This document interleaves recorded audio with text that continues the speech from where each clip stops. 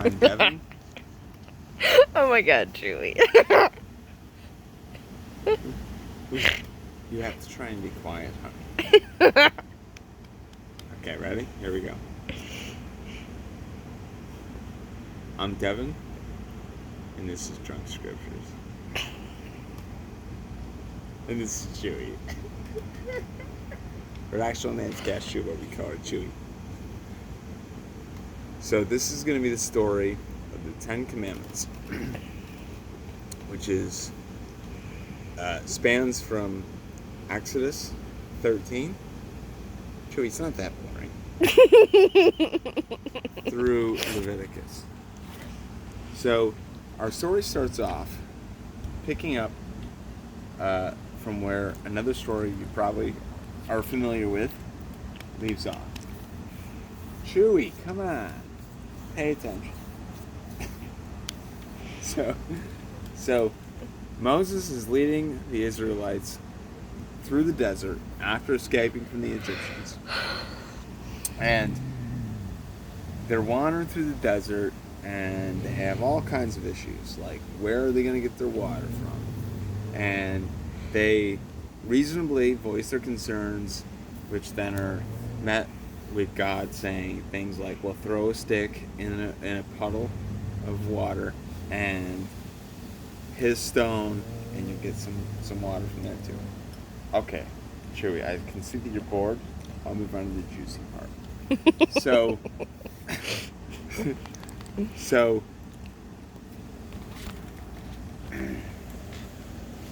Come on, buddy.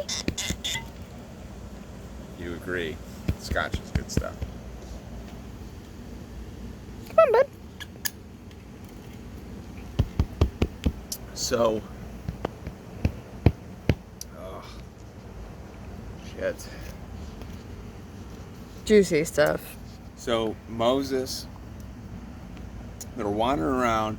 They come upon the desert of Sinai, and there, at the base of the mountain of Sinai, they make a camp.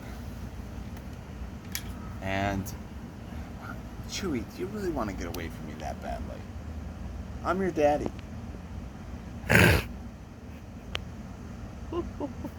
Given the stories you've been telling, she might not love that idea. Yeah. Okay? Not like Old Testament kind of daddy. Like I'm your daddy, Choo-choo. Oh, yeah. Oh, good girl. So Moses, they make a camp at the base of Mount Sinai, and Moses goes up to talk to God, and he's like, "Hey, man, what's up?" Because God's like, "Get up here, Moses." That's what happened before Moses went up. Okay, you can go lay with your brother. There you go. There you go. Go lay with mommy and your brother. There you go. She likes us best. Yep. Yeah, I know. Clearly. Hi, Choo-choo. Daddy Come isn't good enough. Come on. So, Got plenty of room here. Caleb, be nice to your sister. so Moses Don't be goes harsh on up her. and God's like, "What the fuck?" Tell the people that I want them to be clean. And I want them to have sexual relations with one another. For some reason, that's important to the creator of the universe. And so God's like, "Okay, sure." And he goes and tells the people, he's like, "Hey, behave." Comes back up, goes back up to the mountain again. And then he's hanging out with God again. And God's like, "Okay, I got some commandments for you. I got some rules. This is what the people are going to need to follow."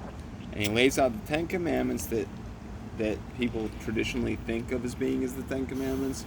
And he gives them a whole bunch of other commandments, like don't beat your slave too much, because if they die, a couple days after, then that's on you.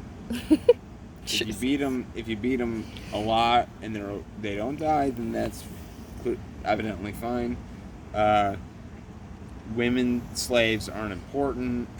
Men slaves can go, if they're Hebrew, can go free after 7 years of work, and kill sorcerers and some other shit about bulls killing people under certain circumstances. So that takes place. Then after explaining all that to Moses, he's like, yeah, you people should also know that they shouldn't step on the mountain, because if they do, then they'll die. And he's like, okay, that's good to know.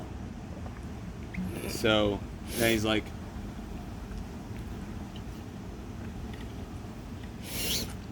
No, I need that. I need it.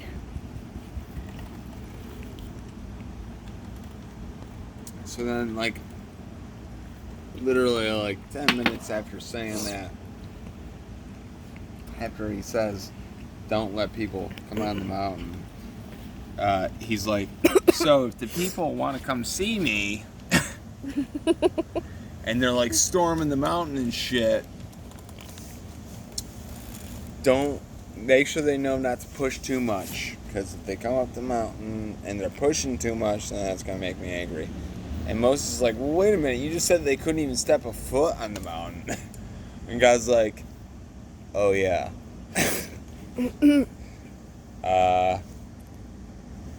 Yeah. The former rule. Just make sure they don't go on the mountain. So then Moses goes over and tells the people tells them to be clean and shit. And then he goes back up the mountain again. And he's up there for like a year and a half. Some ridiculous amount of time in order to accomplish almost nothing. And God then gives him these 10 commandments. And wait, did I already tell this part or no? No. Okay. So he Oh no, you told this part, yeah. No, I don't think it did. Yeah, the 10 Commandments everybody thinks they already know. No, he gives Moses another 10 commandments. So Moses goes back up again, and this time he's going up to get like the 10 commandments written in stone by God. Jesus, how many times did you go up the mountain? Too fucking many, in my opinion. I don't know. I don't know why we couldn't. Why's he even got to go up a fucking mountain? Why couldn't he just tell him? Anyway.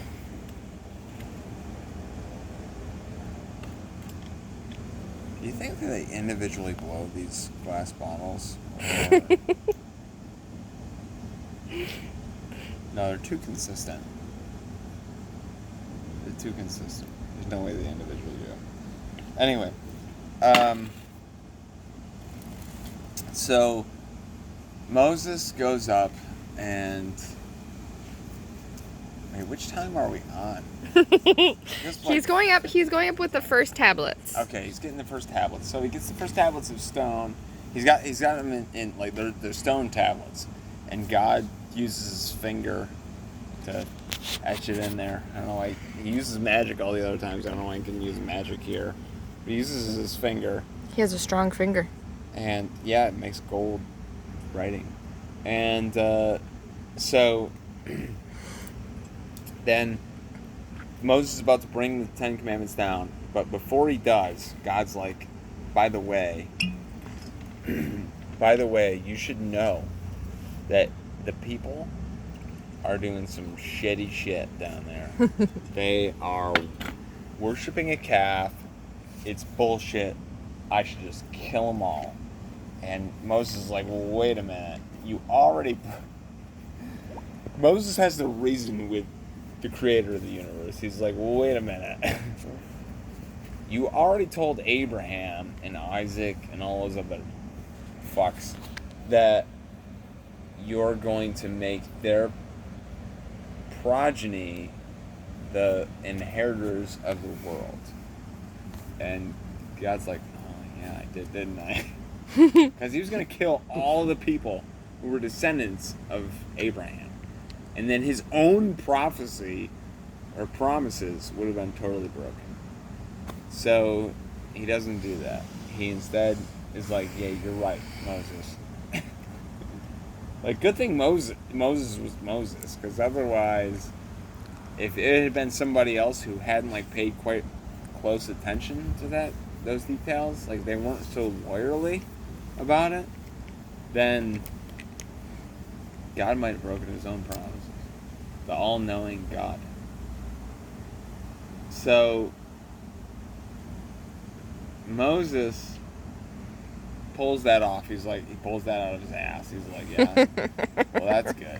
It's like, I just prevented all of the Israelites from being destroyed.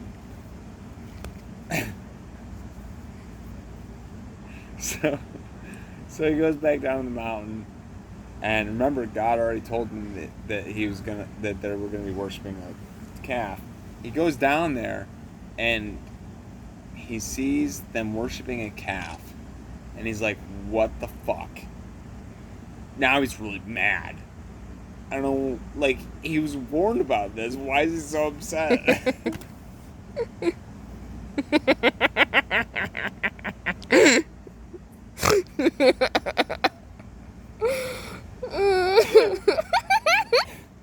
But anyway, he's really upset about this. And he's like, what the fuck is this shit? And then he goes, this is not good. And he's like, alright.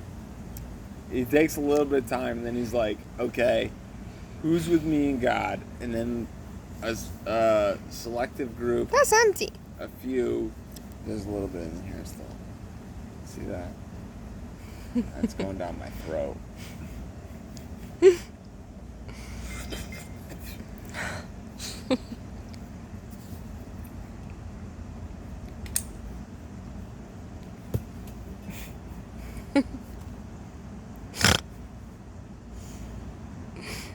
That was the most pathetic throw I've ever had in my life. Oh. So The Levites. Moses is like, okay, who's with me? And there's a selective group of people. There's like a couple of them out of a bunch of them. They're the descendants of Aaron. They're called the Levites. Of Aaron? Yes. Okay. Even though it's his fucking fault. Yeah, the Levites are like... Oh, I never mentioned that, did I? Nope. So, let's backtrack a little bit. So, before Moses came down the mountain, like he was warned that they were going to be making this calf, but like he didn't know all the circumstances. And what was actually happening, I don't know if you guys remember, or if I said it, or if I didn't say it. But Moses was Moses. Moses, But there was Joseph. also these two other guys who were like Moses' other dudes. They were named Aaron and Hur. Not like H-E-R. They're his brothers. H-U-R. Oh, they were his brothers? Yeah. I didn't know that. I don't remember reading that. I just remember there's Aaron and Hur. So Aaron and Hur are, according to this pastor's daughter, Moses' Brothers or uncles or I don't know. There's some related They're shit. related to Moses somehow. It doesn't fucking matter. They might be his uncles and his brothers. Because remember, Moses was in the basket in the river in Egypt. That was way before. Yeah, so how the hell did they trace these guys to being his...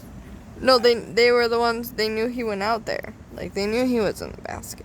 Maybe it's his cousin. I don't know. Continue. Anyway, Aaron and Hur are important in this story to some extent. Mostly because they're given instructions about tabernacles and altars. But anyway, for this point of the story, which was... Wait, where was I? Golden calf. Oh, the golden calf, yeah. So, while Moses was up on the mountain, the Israelites were like, hey, we're getting kind of nervous because Moses has been gone for a while. They probably didn't say it in such an Italian New York accent, like a mobster accent. But sorry, evidently my Syracusean comes out when I've had some scotch. A lot. But does it? Have I been talking like this the whole time? Yeah. Yeah? This is how we talk when I'm talking to my dad, because he's from Syracuse. So, anytime I talk to somebody from Syracuse, I start talking to them. Buggy, it's okay. Buggy, That was Daddy. I'm so sorry, buddy. I didn't mean to. Do you want some fettuccine? I can get you a nice pasta. I want fettuccine. We can make you some nice sauce with some fettuccine. So anyway, Aaron, while Moses is up on the mountain, is like, well, he's not like anything, but the Israelites are like, yo, we're kind of concerned. We want to become gods ourselves. Can we do that? And he's like, yeah, it's easy. You just give me all your jewelry, this gold, and I'll melt it down into this thing, which becomes a calf. And so that's that. And then Moses comes down the mountain. He sees them worshiping this calf, and he's fucking infuriated, even though God tells him that that's going to happen. And he is completely taken off guard for some reason. And he's like, what the fuck? And then he's like, that's some bullshit. All who are with God, come meet me over here. And I should mention that he does directly converse with Aaron. He's like, what the fuck, man? Aaron's like, wasn't my fault, man. They were like, how do we become gods? And I was like, well, give me all your gold and I'll melt it down in this calf. So he was really like played a major role in this issue, and he wasn't Gets off scot-free. Good thing he wasn't a woman, I guess. So anyway,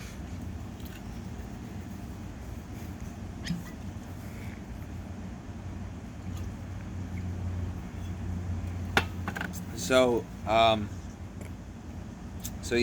Levites, they meet with Moses, and Moses is like,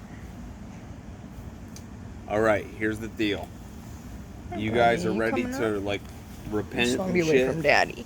All right. for what you've done. It's valid. Come on up. She's fine. Don't move her. She won't like it. I feel like she'll like it a little. I don't think she's gonna like it. I think she's gonna like it. She's so mean to her poor daughter. Oh, Chewy, I tried to stop him.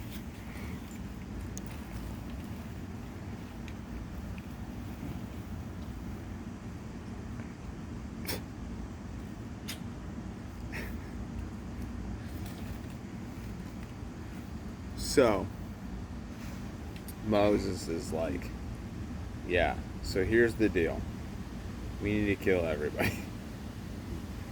So, Moses kills everybody.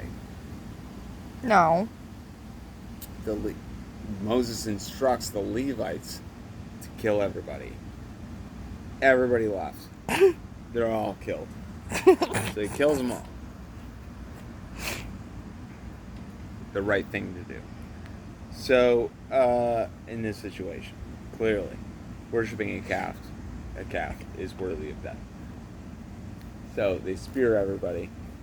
By the way, when they kill people, they can't do it no matter where they touch them, because that would make them unclean. So they need to kill them from a distance. It was very important. That's specified. So, That was you. Chewy's toot. So, God goes back up the mountain. God doesn't go back up the mountain. Moses goes back up the mountain again, and he now gets another set of. Or God's like, hey, here's the deal. We need to make a new... Well, first he says, you gotta make... In order for me to forgive these sins, you gotta make all this elaborate shit. You gotta do a tabernacle and an altar, and you gotta kill bulls that are a certain virginity, and they gotta have other specific bullshits to them, and you gotta splash the blood against the tabernacle a certain way, and the tabernacle has to be dressed with certain colors and in certain patterns, because for some reason this is fucking important to the creator of the universe, and you gotta have baskets, and I know I told you before not to work on the Sabbath, but you gotta work on the Sabbath to paint this shit gold a certain way, and so they do all that crap, and Moses goes back up again, and God's like, okay, so grab some stone, carve it out like you did the first time, and I'm going to write into it these 10 commandments. And so then he writes 11 commandments into it. No, that's not true. He doesn't write... Moses writes 11 commandments into it. God doesn't write any of them. Moses does. Even though God says that he's going to write them into him. And then... Moses comes down the mountain and gives them to the people. Yeah, but what is on those commandments? Because it's not the and commandments what's on those everybody 10 thinks. commandments is not what's on what most people think of as being the 10 commandments. So when Roy Moore and other Christian conservatives try to push this bullshit where they have the 10 commandments in their fucking courthouses, it's the 10 commandments that they put up are the commandments that were given with 500 and fucking million other commandments, which were like the first 10 were don't covet and don't no adultery and no murder and all this other bullshit. But the 10 commandments that are given when they're actually written on the tablets, the 10 commandments that are written on the tablets are not those commandments. They are: don't boil a goat in its mother's baby goat in its mother's milk. Don't do anything on the Sabbath. Chewie, are you trying to get away from your daddy? Don't let your dog get away from her father if he's trying to hold her. And honor the feast of the unleavened bread, and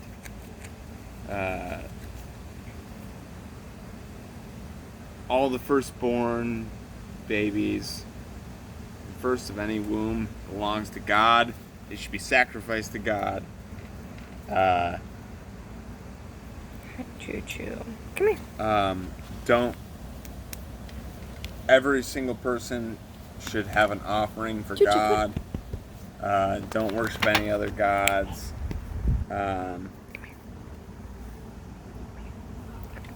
First fruits belong to God.